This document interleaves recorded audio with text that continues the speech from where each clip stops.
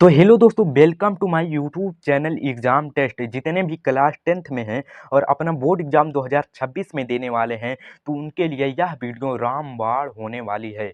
तो दोस्तों, अब आपको पूरी बुक पढ़ने की ज़रूरत नहीं है। आपके लिए मैं 50 ऐसे महत्वपूर्ण टॉपिक लेके आया हूं जो कि आपको बोर्ड एग्जाम में 100% हर साल आपको देखने को मिलते हैं। इतनी मेहनत के बाद यह वीडियो बना रहा हूं। इस वीडियो को अपने दोस्तों में जितना हो सके उतना शेयर करिएगा। तो जितने भी आपको यह टॉपिक मैं बताऊंगा, आपको बोर्ड एग्जाम में टॉपर बनने में बहुत ही सहायता करेंगे। तो वीडियो को शांति पूर्वक देखेंगे, ध्यान पूर्वक देखेंगे। वीडियो को एक सेकंड के लिए भी मिस मत करिएगा, नहीं तो आपका बोर्ड एग्जाम बर्बाद हो सकता है। तो दोस्तों, अभी तक आपने वीडियो को शेयर नहीं किया है तो जल्दी से शेयर कर दीजिए। तो देखिए दोस्तों, अब वीडियो को हम शुरू करते हैं। पहला टॉपिक है संयोजन तथा वियोजन अभिक्रिया। वेरी वेरी मोस्ट इंपॉर्टेंट है। संयोजन अभिक्रिया, जब दो या दो से अधिक पदार्थ आपस में क्रिया करके एकल उत्पाद का निर्माण करते हैं तो उसे संयोजन अभिक्रिया कहते हैं। Very very most important question है यह। आपको यह दो अभिक्रिया आपको पूछ सकता है, जो कि आपकी केमिस्ट्री के पहले ही चैप्टर से लिया गया है। उसके बाद दूसरा दूसरा महत्वपूर्ण टॉपिक है ऊष्माक्षेपी तथा ऊष्माशोषी अभिक्रिया। ऊष्माक्षेपी तथा ऊष्माशोषी अभिक्रिया, जो कि आपको यह भी केमिस्ट्री के पहले चैप्टर से लिया गया है, जो कि आपको हर साल देखने को यह मिलते हैं। सभी क्वेश्चन हर साल आपको देखने को मिलते हैं। ऊष्माक्षेपी तथा ऊष्माशोषी अभिक्रिया very very most important question है। उसके बाद रासायनिक समीकरण संतुलित करने की विधि। रासायनिक समीकरण संतुलित करने की विधि, यह दोस्तों very very most important question है। 12 में भी यह आपको काम देगा। 12वीं की परीक्षा जब आप देखेंगे तो यह वाला क्वेश्चन तब भी काम देगा, और 10 में भी वेरी वेरी मोस्ट इंपॉर्टेंट तो है ही।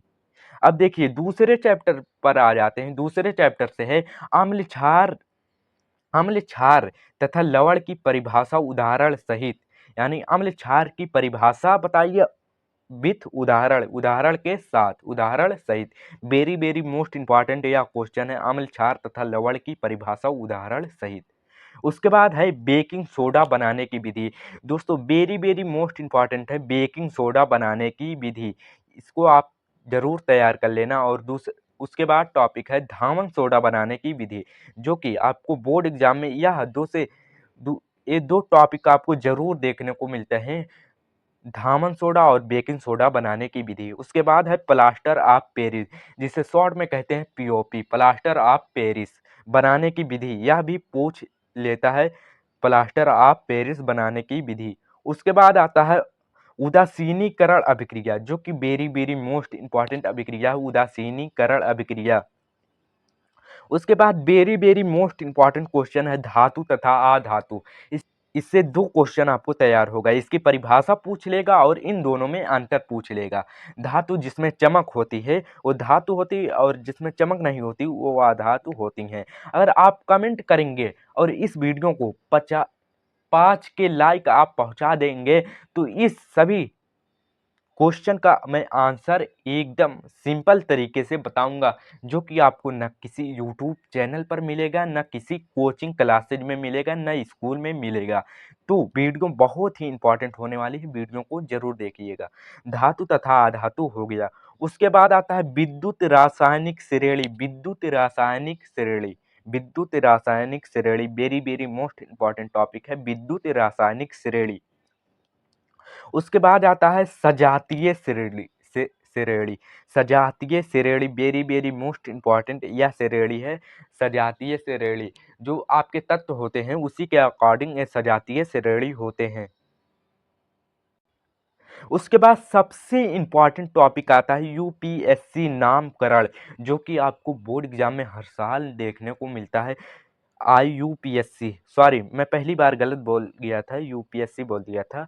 आईयूपीएससी नामकरण very very most important topic है, जो कि आपके केमिस्ट्री के चौथे चैप्टर से लिया गया है। उसके बाद आता है साबुनीकरण अभिक्रिया। साबुनीकरण अभिक्रिया साबुनीकरण अभिक्रिया वेरी वेरी मोस्ट इंपॉर्टेंट, यह आपको हर साल देखने को मिलता है। साबुनीकरण अभिक्रिया पूछ लेगा कि साबुनीकरण अभिक्रिया से आप क्या समझते हैं, उदाहरण सहित समझाइए। उसके बाद है स्टिलीकरण अभिक्रिया, ये भी very very most important topic है। स्टिलीकरण अभिक्रिया जो कि आपको पूछ लेगा, स्टिलीकरण अभिक्रिया किसे कहते हैं, किसी एक उदाहरण के साथ समझाइए। अब चलते हैं अगले पेज पे। तो दोस्तों अब यहाँ से आपके बायोलॉजी के क्वेश्चन यानी टॉपिक शुरू होते हैं, जो कि आपको बोर्ड एग्जाम में जरूर देखने को मिलेगा। इससे बाहर एक भी क्वेश्चन नहीं आएगा। जीव विज्ञान बायोलॉजी, जिसे हिंदी में कहते हैं जीव विज्ञान और इंग्लिश में कहते हैं बायोलॉजी। तो बायोलॉजी का पहला इंपॉर्टेंट क्वेश्चन है, जो कि पहले ही चैप्टर से लिया गया है, पाचन तंत्र, मानव पाचन तंत्र, जो कि very very most important topic है। आप किसी भी टीचर से, किसी भी साइंस के टीचर से पूछिएगा, वह बताएगा पाचन तंत्र बेटा जरूर तैयार कर लीजिएगा, very very most important topic है। उसके बाद है श्वसन तंत्र।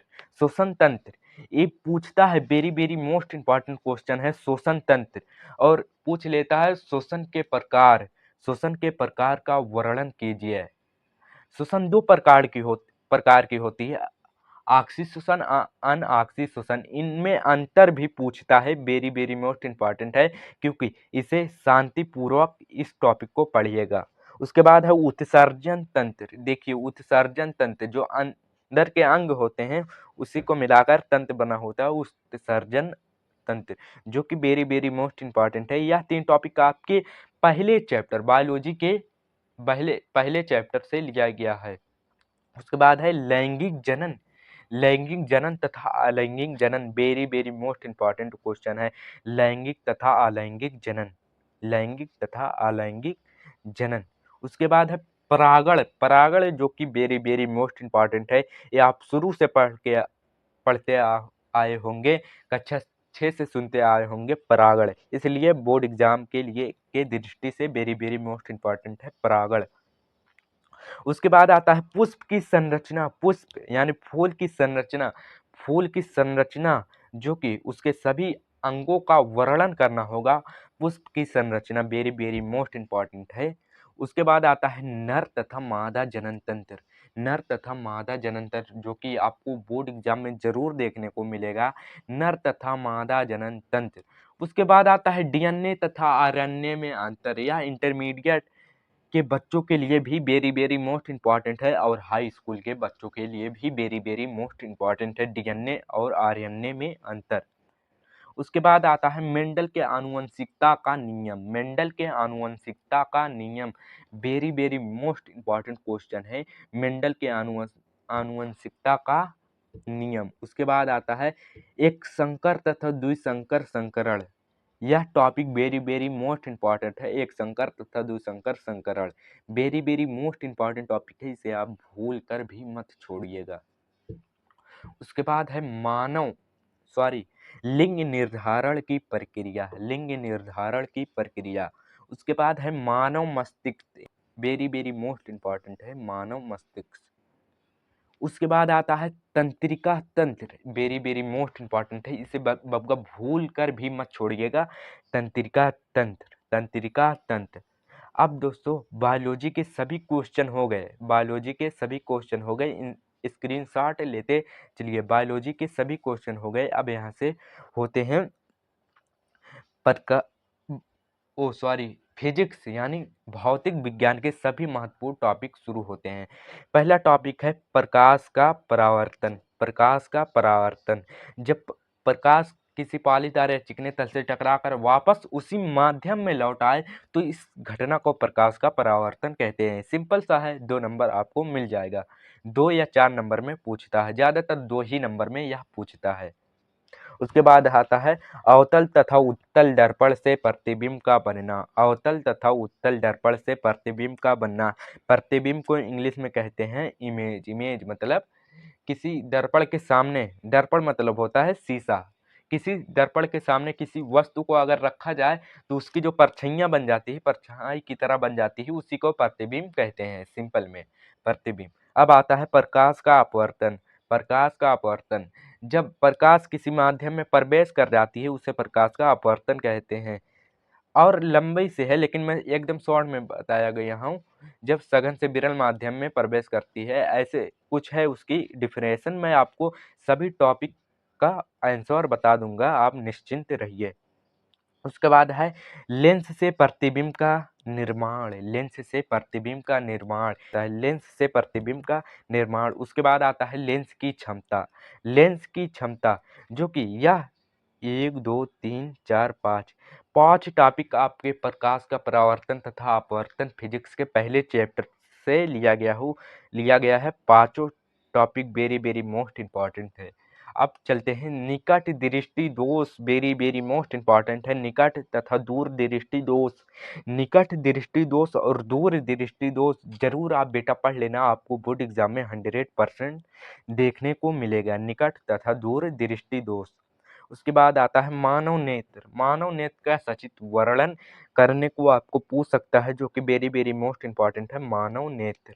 मानव नेत्र इसे आप भूलकर भी मत छोड़िएगा। उसके बाद आता है ओम का नियम।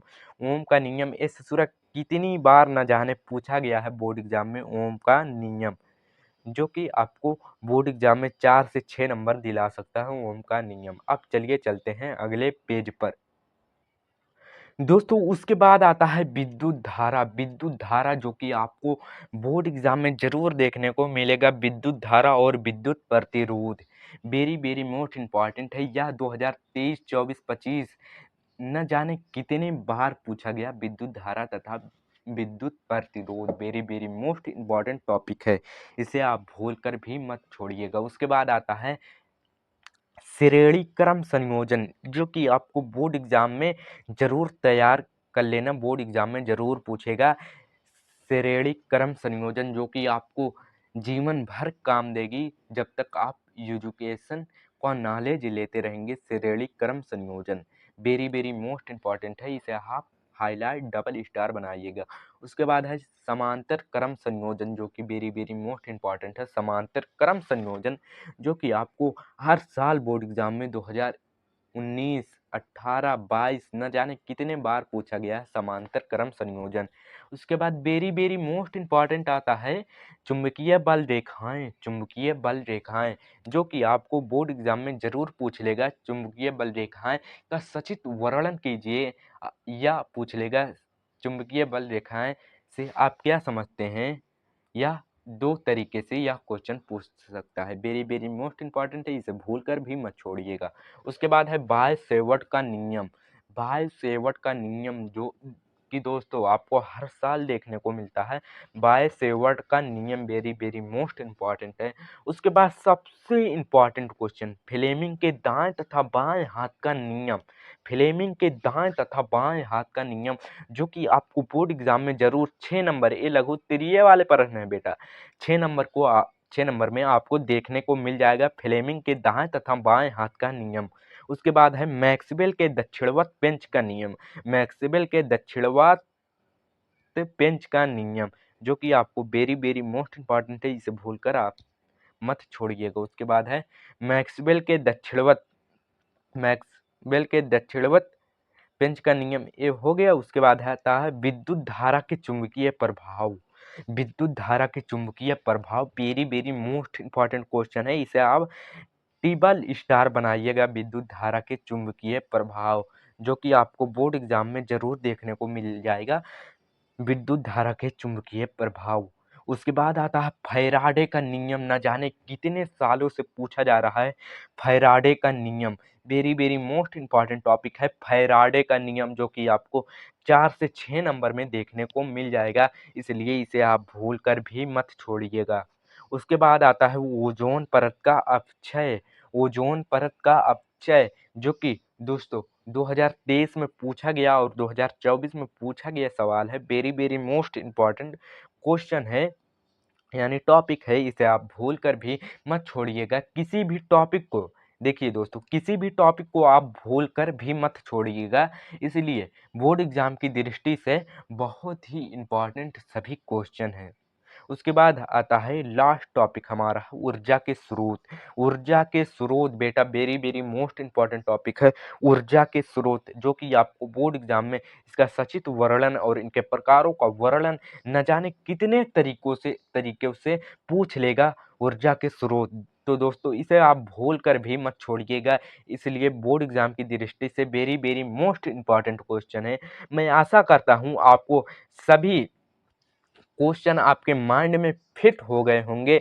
अगर आप इसका आंसर चाहते हैं तो कमेंट जरूर करिएगा। अगर आपको वीडियो में कोई भी पार्ट पसंद आया हो तो लाइक करिएगा। और दोस्तों आज की इस वीडियो में बोर्ड एग्जाम साइंस के सभी महत्वपूर्ण टॉपिक को मैंने देख लिया, जो कि आपके बोर्ड एग्जाम की दृष्टि से सब वेरी वेरी मोस्ट इम्पॉर्टेंट है। बोर्ड एग्जाम में जरूर ये 50 टॉपिक आपको जरूर देखने को मिलेगा, इनको आप जरूर तैयार कर लीजिएगा। मैं आशा करता हूँ आपकी तैयारी एकदम बेस्ट चल रही होगी। तो चलिए मिलते हैं किसी और वीडियो में, तब तक के लिए गुड बाय, जय हिंद जय भारत। और अपनी बोर्ड एग्जाम की तैयारी पर लग जाइए। अब इंस्टाग्राम, फेसबुक, स्नैपचैट को डिलीट कर दीजिएगा, क्योंकि अब यही समय आया है कुछ दिखाने का, अपने रिश्तेदारों को जलाने का। क्योंकि दोस्तों चलिए जय हिंद जय Bharat, goodbye, good night.